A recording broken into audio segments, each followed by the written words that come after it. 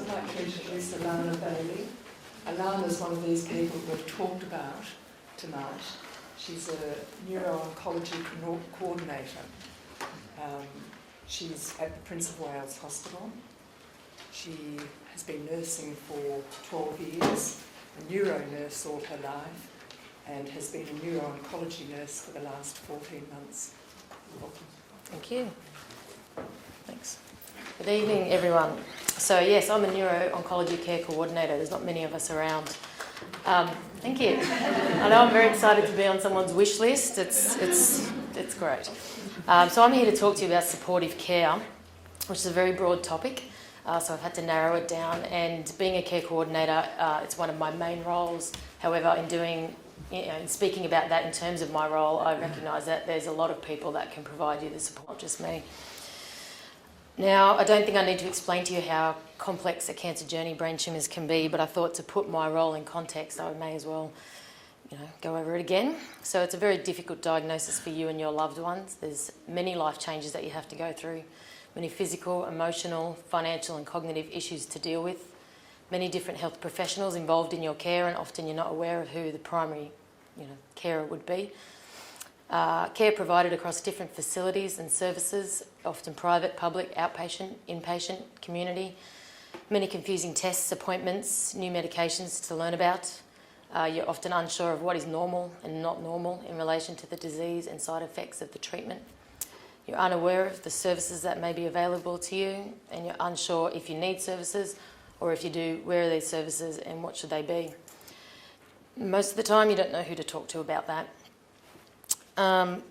So a cancer care coordinator is a clinician, not necessarily a nurse, it can be anybody, who has experience in cancer and usually the specific tumour type that they're dealing with.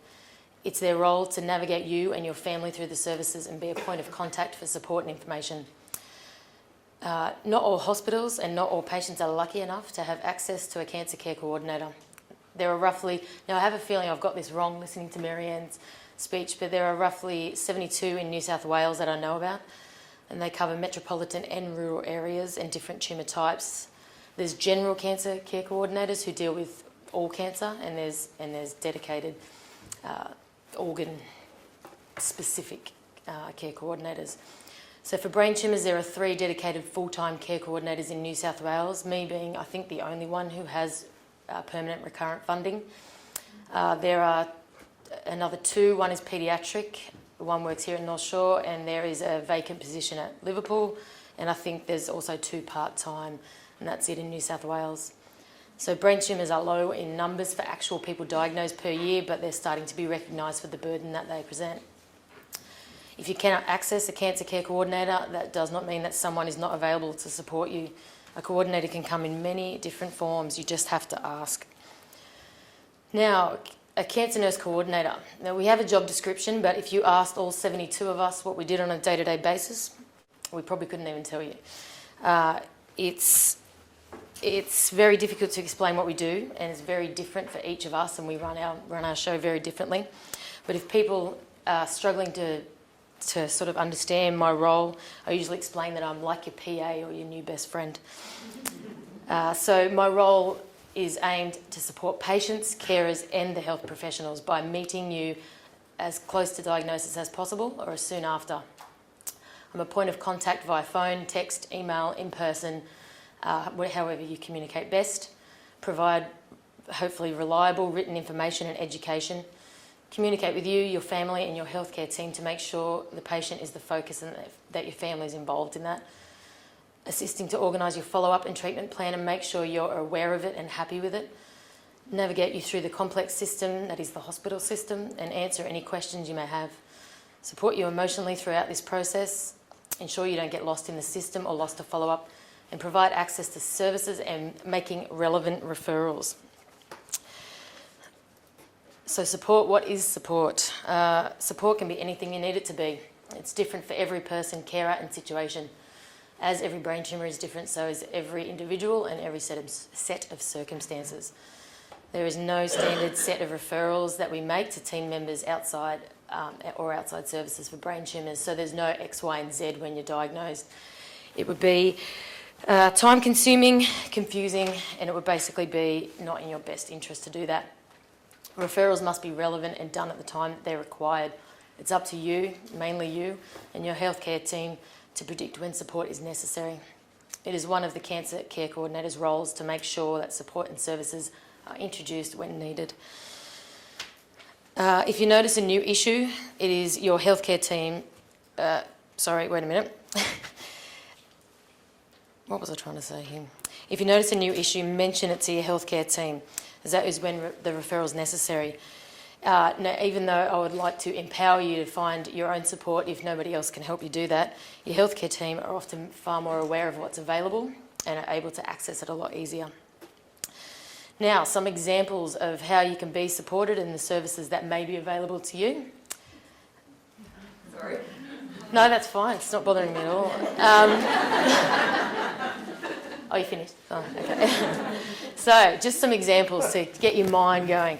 Falls clinics, incontinence nurses, social workers, both inpatient and outpatient, support groups, multidisciplinary team meetings, vital core companies, Cancer Council and Cancer Institute, community transport to get you to radiation, organising hospital admissions, neuropsychologists for return to work, diabetes clinic and any other disease you may have, MRIs and tests organisation, insurance companies, occupational therapists, Vision Australia, lifestyle clinics and exercise clinics, interpreters if need be, rehabilitation programs, research studies, fertility clinics if needed, speech pathologist, dietitians, hydrotherapy and other exercise programs, medical teams that may have nothing to do with your brain tumour, physiotherapists, palliative care. We have a cancer outreach team at Prince of Wales, fabulous. Pharmacy, both your local pharmacy and the hospital pharmacy.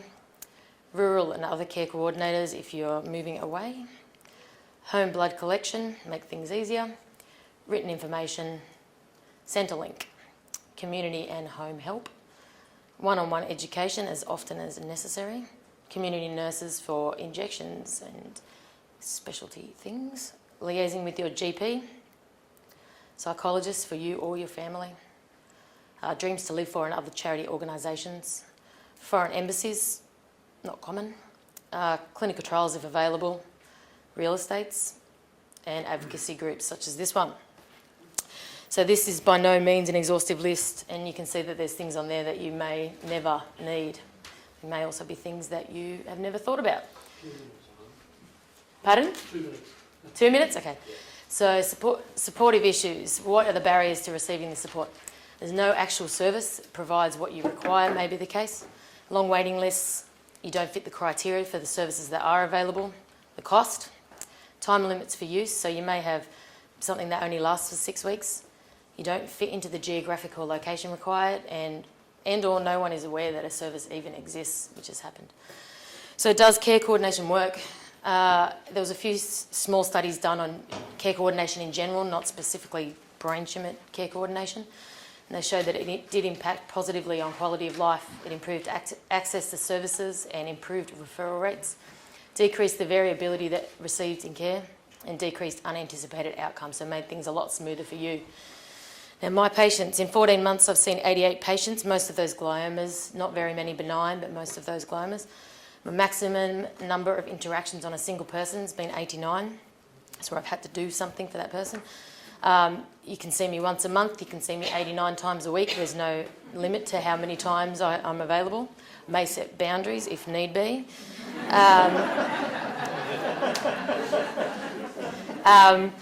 I see patients on wards, in clinics, emergency, in my office, in the street, in the coffee shop, wherever they need me, but I'm linked to you as you know, per your diagnosis, not to a single location. I have no discharge of care. I'm available for as long as you need me. That's too early. Now, I'd like to take this opportunity to say I love my job. Wait, what was I going to say? This is all a bit emotional. Where are we? I think it's very challenging, and day to day it's very different, but I meet so many people that have such strength, and I feel privileged to be involved in their lives. One such person who was going to be here tonight, so I told her I was going to quote her, and now she's not here. But when talking about my role and about what I was going to do tonight with supportive care, I said to her, what do you think? And she said, it's not about the destination, it's about the journey. And everybody here and everybody in your healthcare team is there to support you through that journey.